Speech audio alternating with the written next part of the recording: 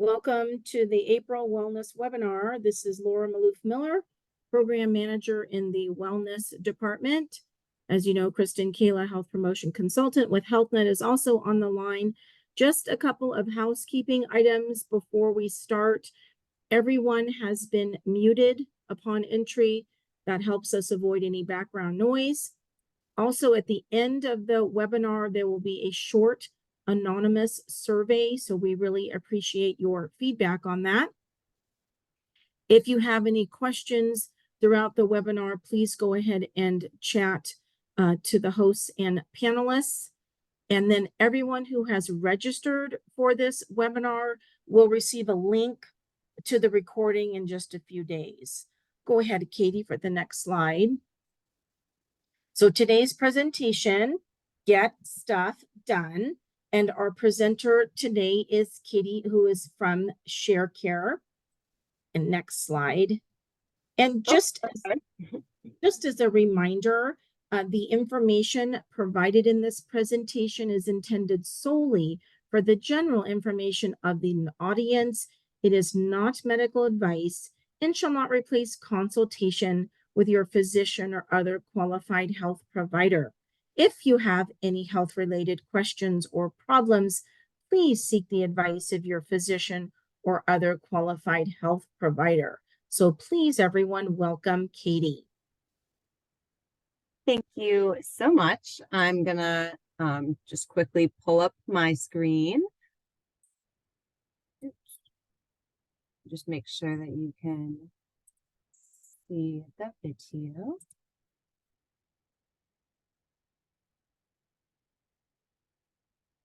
There. And thank you again for joining today, and welcome to Get Stuff Done. It's a realistic guide to working from home. So do you find it hard to work from home, or do you currently work from home and find it challenging to get stuff done? So during this webinar, we're going to learn ways to combat isolation and boost your mental well-being, and talk about how to take breaks at your desk to increase your productivity and improve your focus. As mentioned, my name is Katie Keckman, and I'm a Senior Health Education Specialist from Sharecare, and I'll be leading our time together today. And I encourage participation and engagement, as this is meant to be kind of an interactive experience. And at Sharecare, we've elevated our webinar experience to include expert video content and interactive activities along with group discussion. So throughout the presentation, I'm going to be pausing and playing the presentation as we watch various video snippets and engage in conversation together. So like I said, I welcome and encourage questions, comments, feedback throughout. So anything you think your colleagues will benefit from, since you are all on mute, you can type in the chat box and I will read it aloud.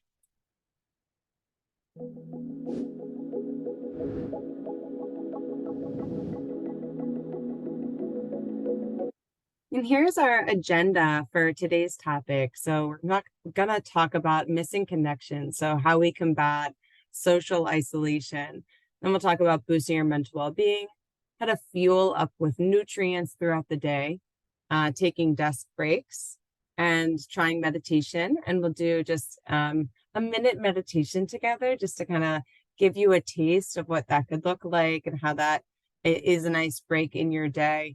And then we'll go through some key takeaways from today's workshop. So now we're going to watch a segment on how we combat social isolation while working from home. And we're going to hear from two field experts, Dr. Juliana Hauser and Dr. Ebony Jade Hilton.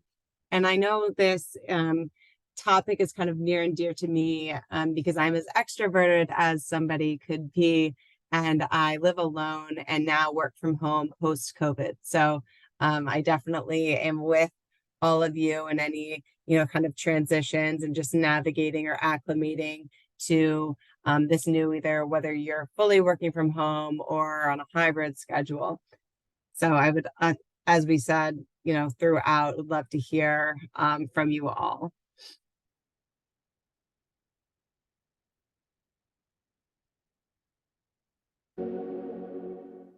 There's lots of studies on the importance of stranger connection, and that we've lost that in COVID.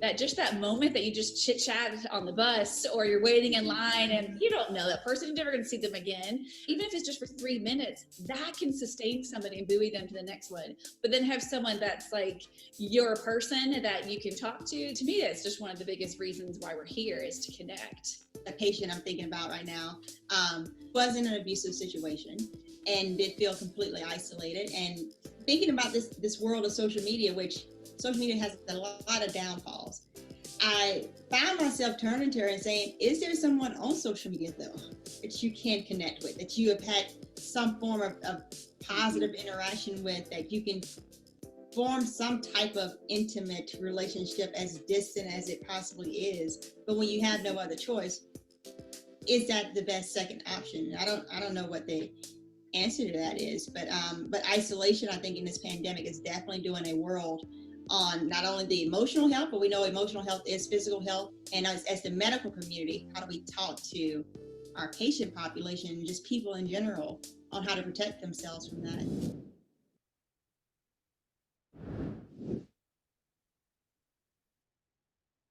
So I found, and you guys too, that interesting about what Dr. Hauser said about talking to strangers during the day, and how we kind of lacked that after, post-COVID and the pandemic, and a lot of us working from home and just not, interacting with each other throughout the day, and how that could lead many of us to feeling very isolated. And about what Dr. Hilton said about someone who just didn't have a lot of connections, could they connect more on social media? And I know my experience, I do feel like I was more active on social media once I started working from home, because like I said, I'm very extroverted and social, but also live alone and worked from home for the first time in my life. So I did rely heavily on those connections, whether it's FaceTiming, texting, social media. So whether this is rhetorical, I just want to ask you guys a couple of questions, and please feel free to type in the chat, or you can jot some notes down in your journal, or just think about it. So just take a moment to think about the past few years and how your life has changed. Did it change much or not at all? And did your work situation change? Are you working from home now, all or maybe half the time?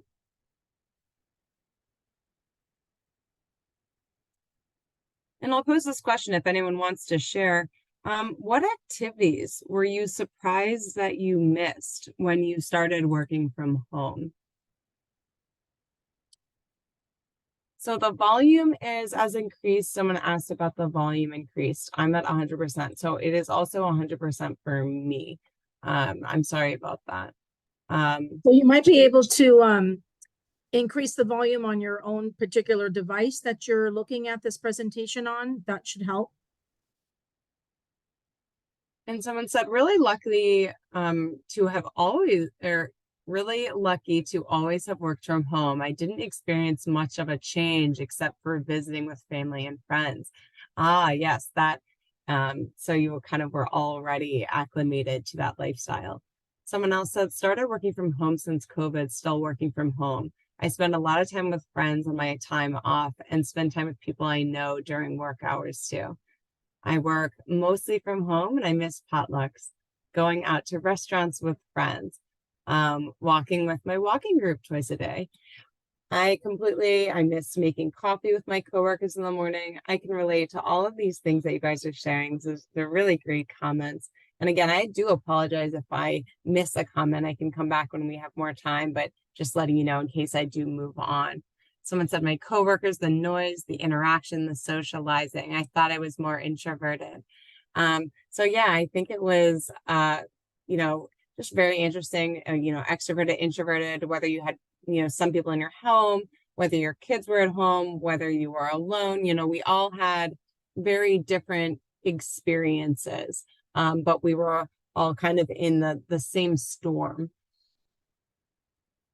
So it does sound like a lot of you are currently working from home, or at least a hybrid. So hopefully you will, and feel free to share if I don't cover something that you're currently doing that is working for you to be more productive.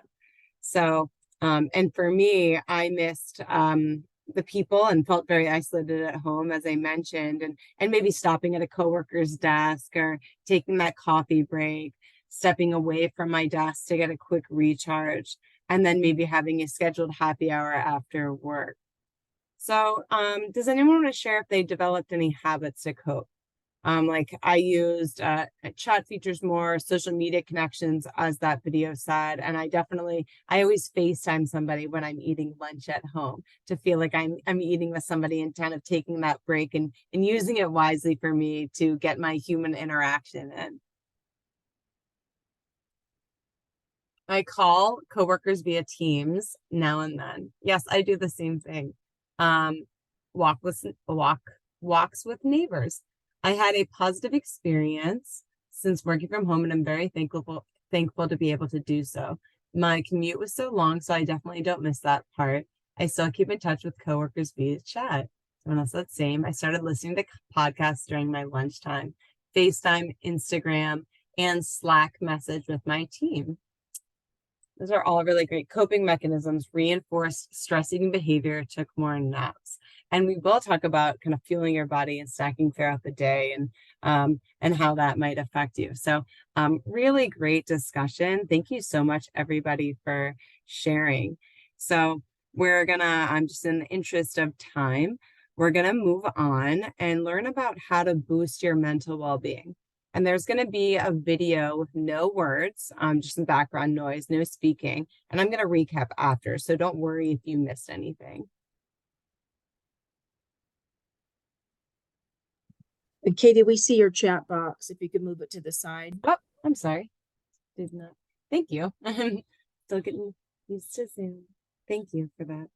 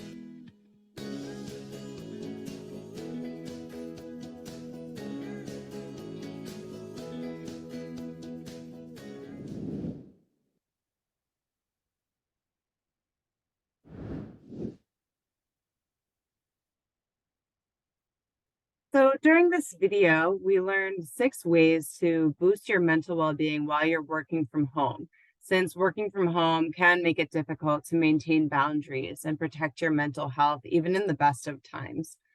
And we must focus on the things that we have control over rather than the things that we don't. And I know sometimes that's easier said than done. But if you want to take a screenshot of this screen, please feel free. But it's really important to set clear boundaries and make a daily schedule for yourself. I know that was something that I struggled with when I first worked from home. And sometimes I'd stay up later, I'd sleep in longer because it's like, well, I don't have to go to sleep. And, just being used to having a regimented schedule, it was a challenge having to create that for myself, but that also allowed me to be more productive and efficient with my time. And take breaks away from your screen. And it's also important to establish a set workplace and a dedicated space for your children if you do have them with you. And I know that it kind of was a really big game changer for me because I did work for a year without having, because I kept thinking that we were going to go back on site. So I didn't really have a designated workspace. And now I went to IKEA and I got a really cute desk for myself, and I love it. And it really has significantly enhanced my productivity. And then it's like, I only go to my desk during work time. And so it allows me to have that workspace, not kind of blur the boundaries. Also making sure that you stay in touch. So maybe try having a morning meeting with your colleagues each day. I know some of you said you were, talking through Teams, or, other messengers, or set up regular conversations with coworkers to avoid that isolation during work hours.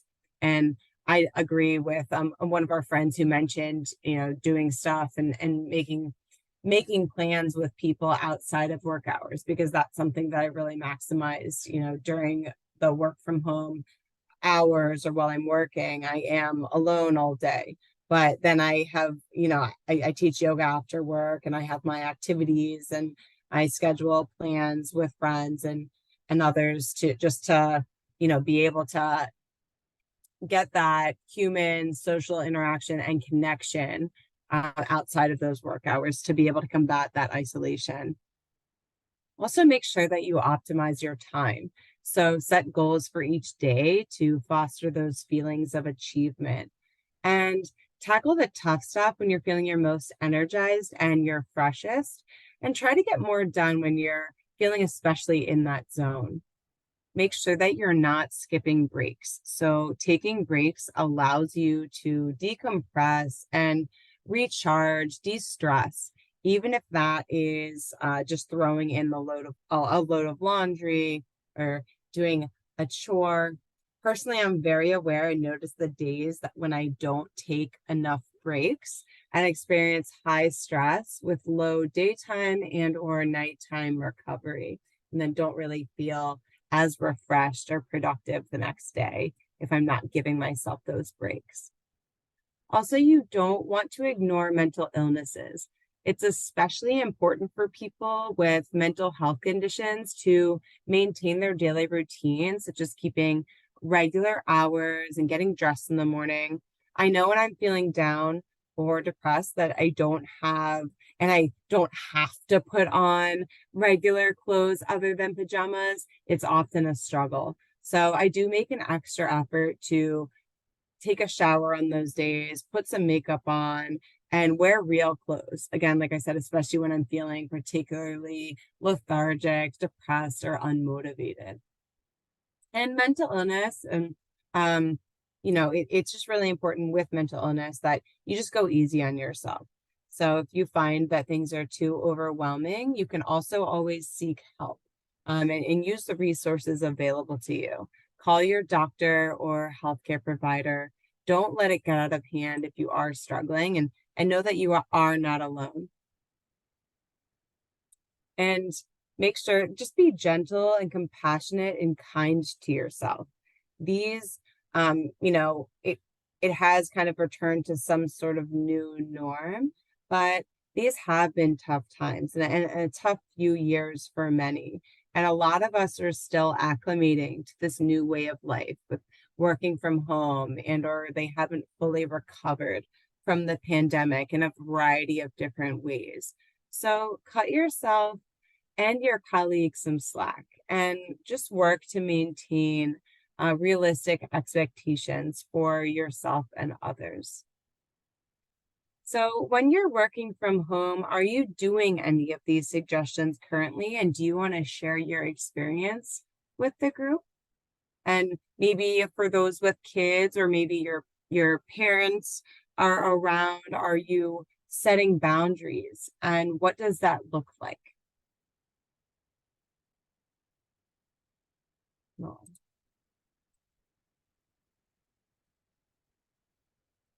Someone's up trying to look at the comments. Do you have a separate link for the video that's just played? There's no separate link.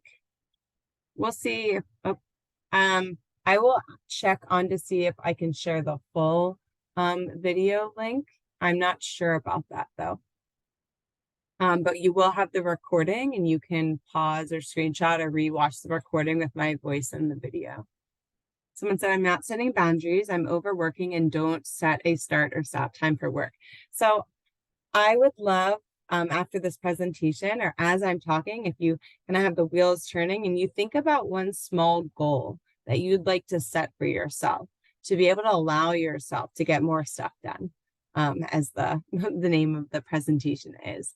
And I think that's a really great place for you to start, who just shared, just being able to set more concrete boundaries in a specific work schedule. Setting boundaries has been the most helpful in reducing my stress.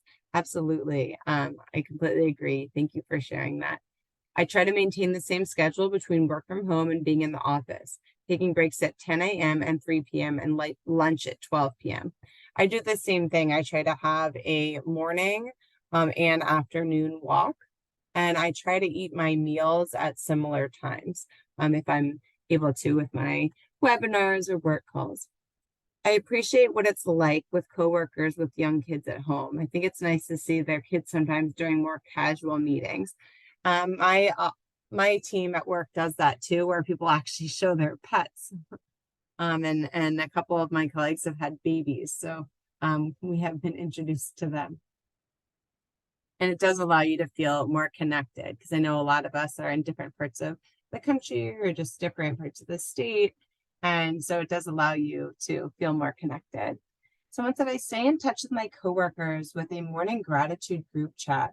I also had a baby last year, and once in a while we do a group video call so they can see him, watch him grow. Oh my goodness, congratulations. I love that. If possible, create a space in your home to departmentalize your work from home life and create a separate office space. Absolutely, yes. But creating a workspace, and that's what I was sharing when I got my work desk instead of just sitting at my table, and how that was a game changer for me as well. Try to remember to take breaks. I am a work in progress. Yes, I think maybe you can also set alarms or put it in your Outlook calendar, just like, okay, this is my walk time, break time, and make that a priority. Well, really great discussion. Thank you so much. I'm gonna just move on for in the interest of time, and we'll come back if we have extra time. So we're gonna move to eating healthy while we're working from home. I'm gonna give some suggestions on some healthy snacks. I know snacking was a big thing that I personally struggled with while working from home and sitting all day by the kitchen.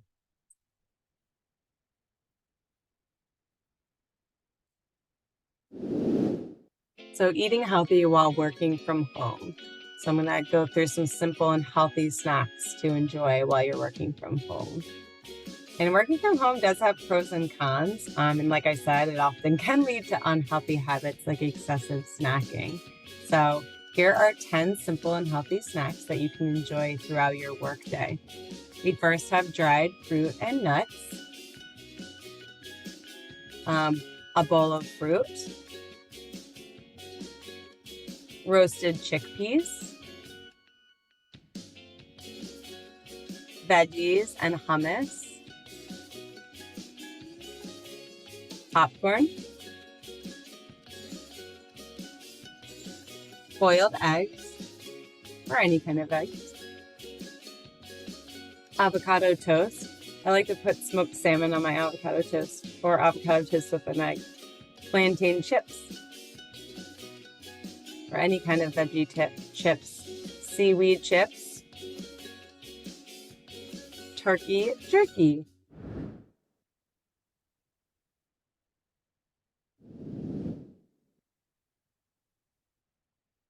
So here on the screen, so prepare healthy snacks for a quick fix if you need a pick-me-up. Does anybody want to share any snacks that I didn't cover that they feel like are kind of energize them or a good pick-me-up throughout the day? And does anybody want to share, did you notice any changes in your eating habits when you first started working from home? I know personally I went a little crazy with sweet snacks It was too easy to run to the kitchen and grab something chocolatey. And honestly, I still struggle with this, but I try to each day make healthier substitutions. So for example, I bought a bag of dried strawberries as my like treat. So they are really sweet. So I only really need a couple to fill that need.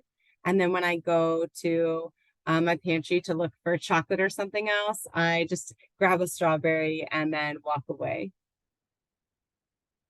So here are some other suggestions. So avoid sweetened beverages and hydrate with water. I often drink, I am a big snacker and like to, I always used to say I was a time filler eater. So many of us are emotional eaters, and I know that that was a struggle for a lot of us during COVID and the pandemic and over the last few years with working from home. So tea has definitely helped me, or trying to replace eating with, especially if you're eating to fill some sort of emotional need, or soothe yourself from any sort of negative emotion like boredom, sadness, stress. And I think a really great way to identify if you're an emotional eater is to track your food or use some sort of food journal, whether that's just writing down what you eat when you ate it and how it made you feel mentally and physically. And that can help you identify different eating patterns. And then writing down how you felt when you ate something can help you identify if you are an emotional eater. So maybe you then notice a correlation between, okay, every day at 3 or 4, I need a sugary snack. And maybe that's after you have a meeting with your boss that you have tension with, or something, you know, like that, where you can identify like, okay, I'm trying to soothe myself. So maybe instead of reaching for that muffin, you can go for a quick 10-minute walk, or FaceTime a friend, or do a breathing exercise, or some gentle stretches. And again, we'll give you a little mix of different things that you can do today as we move through the presentation. And I'll just take a moment and look at some comments that came in. So matcha tea seems to suppress the snacking urge. Ripe, plump blackberries are always a flavor. Oh, sorry, I got more comments, so it moved. My eating habits were terrible at the start of working from home. I've recently started changing what I consume. I enjoy yogurt, kefir drinks as a pick-me-up.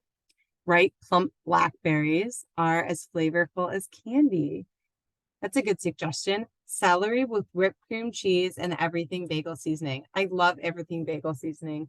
I go to Trader Joe's and do a lot of my shopping there, and I love a lot of their seasonings. SodaStream is worth the money for your health, as I have pretty much eliminated diet or regular soda. It encourages me to drink more water guilt-free.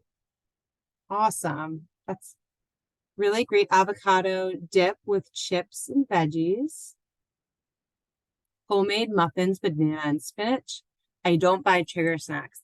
I agree with that. I always joke and say that I don't bring anything into my home unless it's a premeditated binge or they're pre-portioned packages. So I used to hide things from myself. So I definitely get the struggle.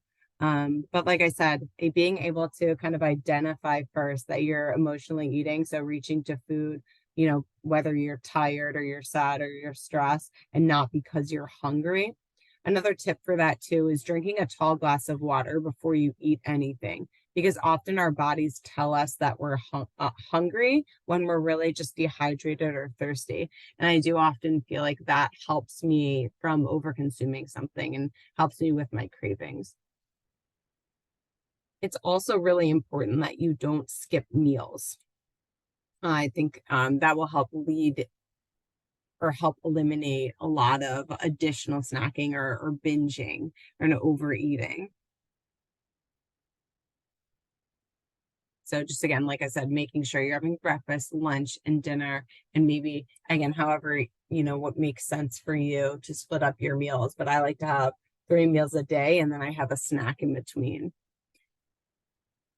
So let's go ahead and talk about breaks at your desk.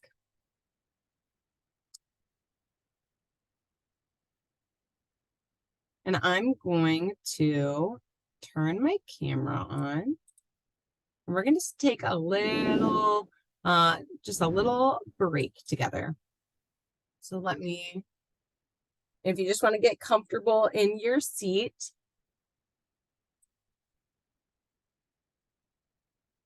I don't know if you can see me. Yes, we can.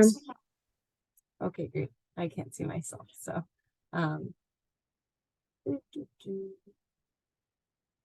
yeah, sorry, it's like just getting used to. We tried this before, but I can't see myself, so I don't know your view of me. But just to get started, take some shoulder rolls. You can do one at a time or both together.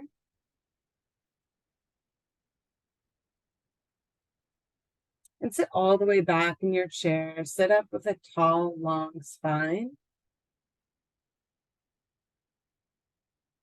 Then I want you to reach your arms over your head and interlace your hands and reach them up towards the ceiling.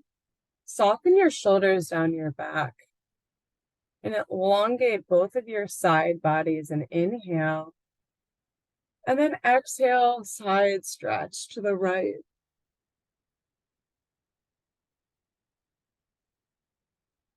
And inhale, come through center, lift and lengthen. And exhale, other side.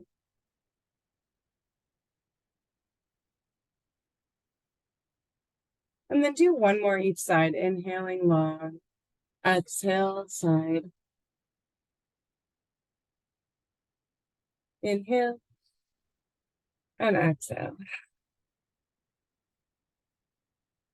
And come back to center. And then sit tall with a long spine. And then you're going to bring your right ear to your shoulder. And press your left hand away like you're pressing the air away. Sit tall with a long spine and bring feel that stretch in your neck. You can bring your right fingertips to your temple, just using your hand as a weight. So no need, just let gravity do its job. Don't need to pull or yank. A couple full deep breaths here for the next stretch.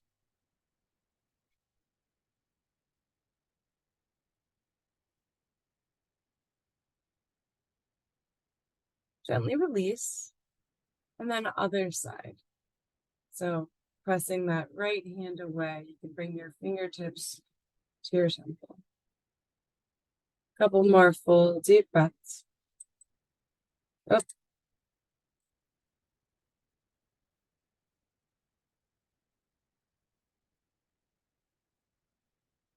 And gently release. And now inhale, bring your arms up, and exhale. You're going to bring your arms, I like to say, when I teach yoga, say cactus arms. They're like goalposts. So bring your elbows in line with your shoulders and squeeze your shoulder blades together. This might feel a little uncomfortable or feel good if you're kind of hunched over at your computer all day. Take a few full deep breaths here.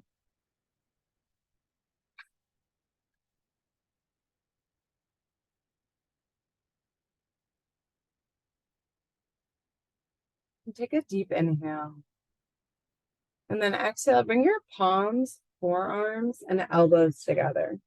And bring your elbows in line with your shoulders. And press your forearms out away from you. And feel that stretch in your upper mid back.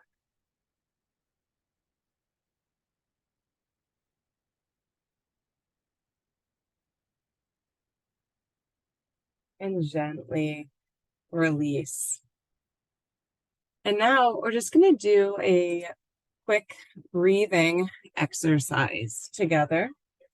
And you can do this at any point, and these are just to give you some ideas of things that you can do on your own to take breaks in the day. But I want you to make let's turn my camera back on. I want you to make a small O, sitting tall all the way back in your seat, planting your feet, shoulders down your back. Make a small O with your mouth and inhale like you're sucking in through a straw. So on your exhale, make a big O with your mouth and exhale like you're fogging up a mirror. We're going to do 10 of those together. Inhaling.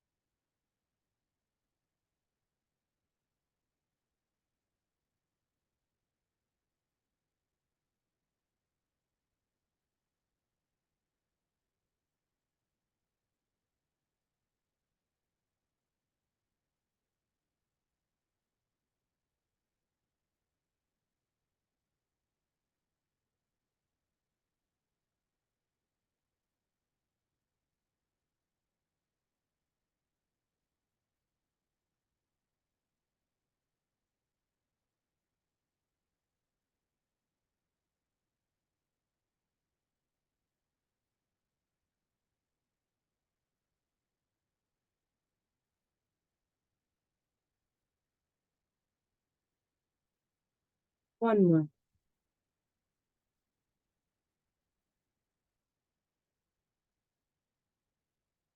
Just return to your natural breath. You can flutter your eyes open if you close them. And feel free if you want to type in the chat if you notice how you feel, if any different after we got our blood flowing. And that was a cooling, calming breathing exercise that, again, you can do at any point if you do feel like you need a break. Love these desk stretches. So glad someone said that feels good. Relax. Okay, great. So those are just some tools and so some things that you can do on your own. That was very calming. I like the shoulder stretch. I feel so much more relaxed. That was a nice recentering stretch, babe. I'm so glad. Well, thank you for participating. So as I said, you can try those moves at any point. Those are just some things that I came up with since I teach yoga, but just pretty easily accessible. So we're going to now do, again, just to give you another option of something that you can do on your own and just to show you how meditation can feel and be a nice break during your day. So stay comfy in your seat. We're going to move into that minute meditation.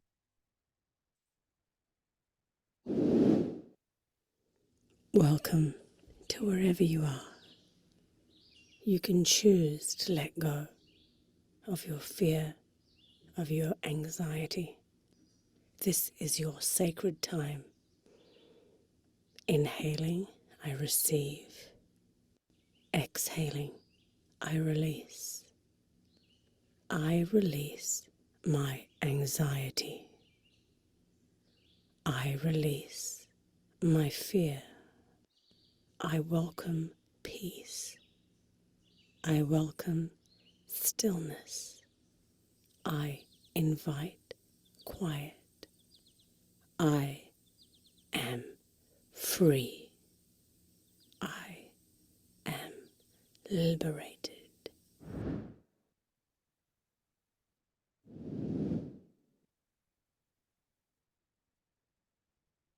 Okay, someone said, I wish all of my meetings had breaks scheduled in them. So meditation, that was just like a little taste of, just kind of focusing on your breath or centering yourself. There's a whole bunch of different kinds of meditation. Even just sitting and focusing on your breath or tuning into your senses is a form of meditation. So maybe you pick your breath in one sense, like sound, sit and close your eyes in a comfortable seat and focus on the sounds around you and returning your attention to your breath. So that's a good way to start.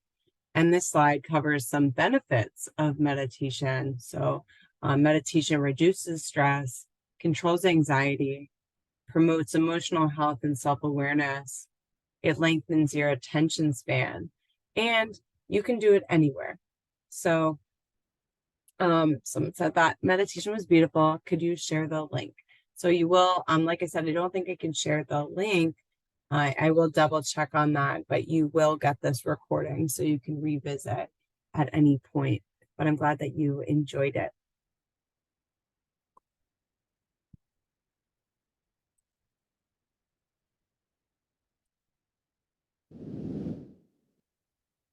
So we did cover a lot today. So hopefully you found something that you can practice and or incorporate into your daily routine. So it gathered some key takeaways on just today's workshop on being able to get stuff done while you work from home. So identify what you need, and it is very individual, what you need to work well from home, and then commit to doing it. And you can take a minute to breathe to improve your focus, whether that's breathing, maybe a 5-minute stretch break, a walk, a meditation. And also, healthy food will keep you alert. So be mindful of how when you eat certain things. And like I said, if you want to try tracking your food or a food journal, just to identify what foods make you feel different ways. So, maybe you had, like I said, a muffin, and then you can notice that you might feel lethargic or kind of foggy brained, and just kind of maybe more anxious, whatever it is. Whereas if you ate celery and peanut butter, that you noticed that you felt more energized, focused, alert. And also, like I said, make sure that you are walking away from your desk and that you're not just sitting 8 hours in front of your screen with no screen breaks, because it also allows you to be more productive and effective, and just an overall like enhances your overall well-being and health by just kind of breaking up your day.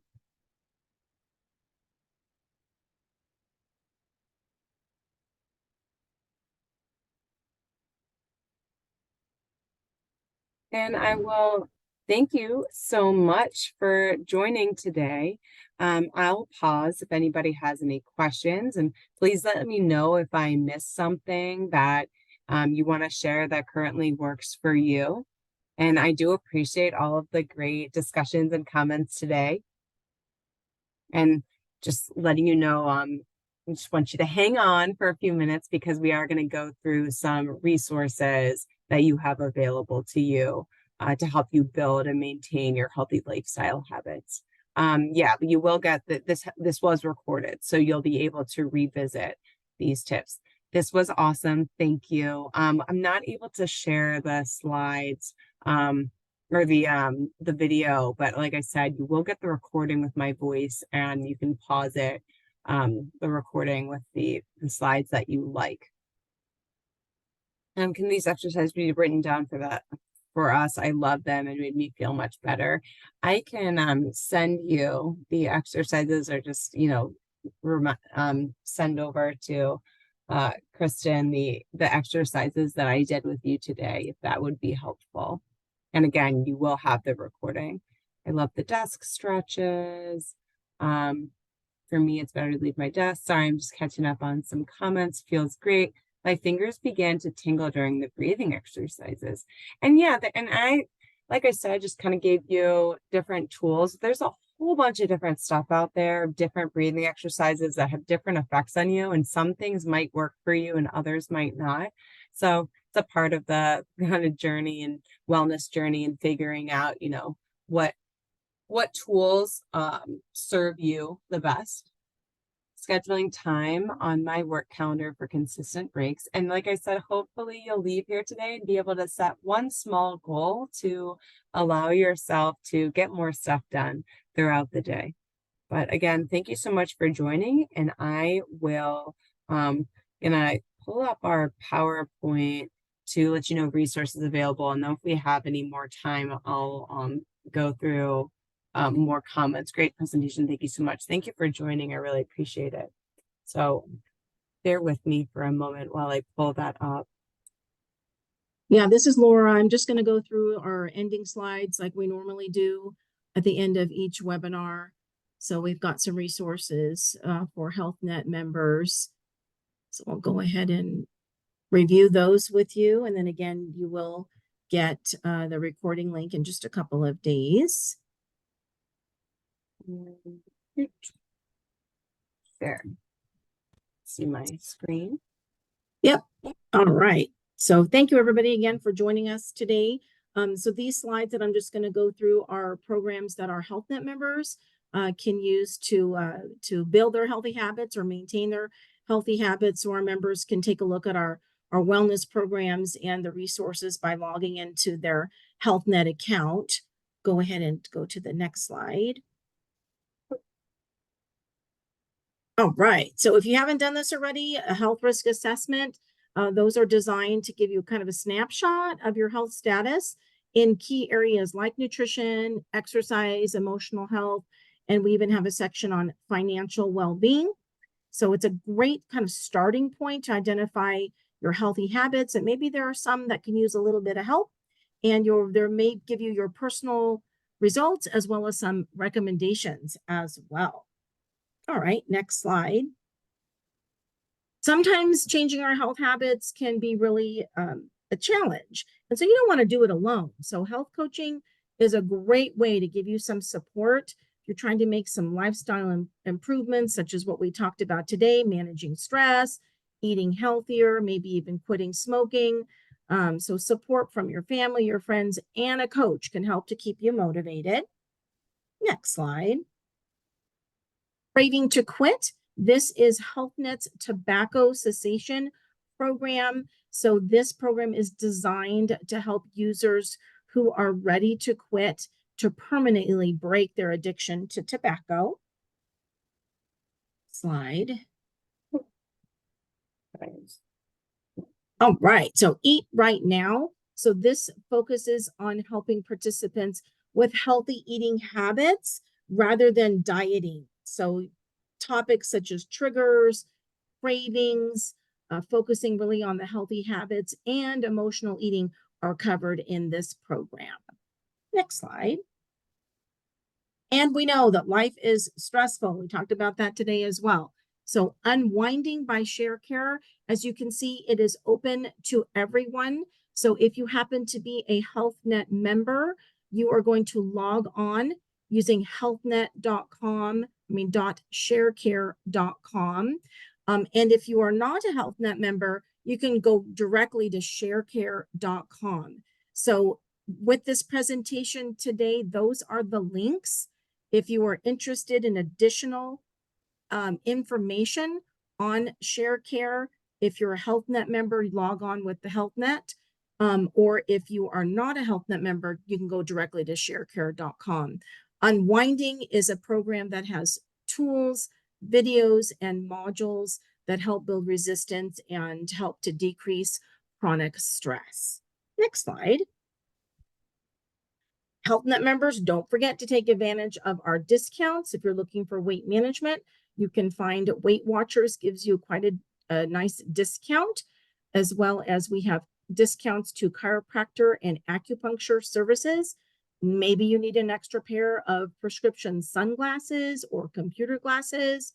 We also have discounts to hearing aids, which includes the screenings as well, and the fitness clubs through the Active and Fit program.